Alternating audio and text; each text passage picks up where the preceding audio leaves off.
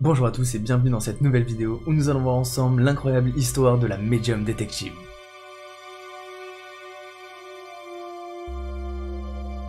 C'est dans une petite ville des États-Unis que se trouve une femme très mystérieuse nommée Nancy Myers.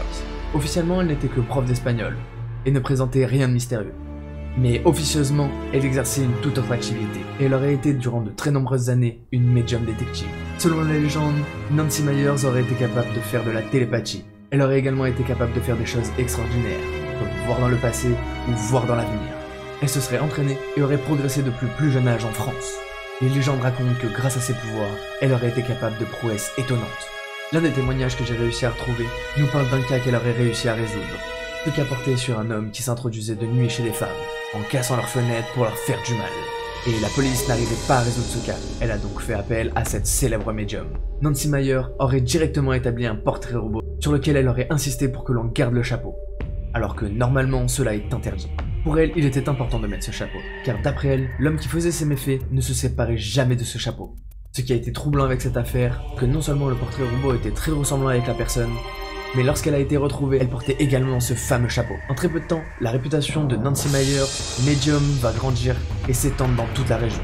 Officiellement, ce sera autour de ses 28 ans que la police va faire appel à elle pour l'une de ses premières enquêtes.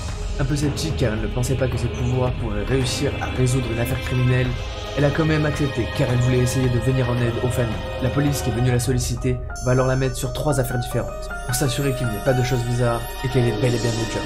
Sur les 3 affaires qu'on va lui confier, elle va quand même réussir à en résoudre 2 à l'aide de ses pouvoirs. Le policier qui aura fait appel à elle aura été tellement surpris qu'il continuera sur de nombreuses autres enquêtes après celle-ci. Et enquête après enquête, son taux de réussir va grandir, à tel point que de plus en plus de postes de police viennent la solliciter pour résoudre des énigmes mystérieuses.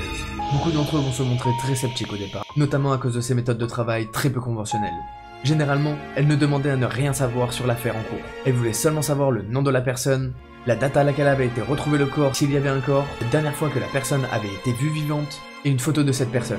Dans la plupart des cas, elle ne se rendait même pas sur les lieux du crime. Elle demandait seulement qu'on lui envoie une photo satellite de la région où s'était passé le crime. Après quelques temps, elle rédigeait un rapport avec toutes les visions et impressions qu'elle avait eues, et le faisait parvenir à la police. Et ce qui est très impressionnant avec ces méthodes de travail peu conventionnelles, c'est que dans la plupart des cas, cela fonctionnait et ses ressentis s'avéraient exacts. En plus de 35 ans, elle aura travaillé sur plus de 750 affaires différentes, et aurait réussi à atteindre un taux de réussite de 90%.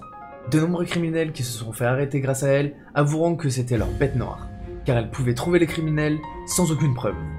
Mais malgré son bilan très positif, sa profession de médium détective ne sera jamais reconnue.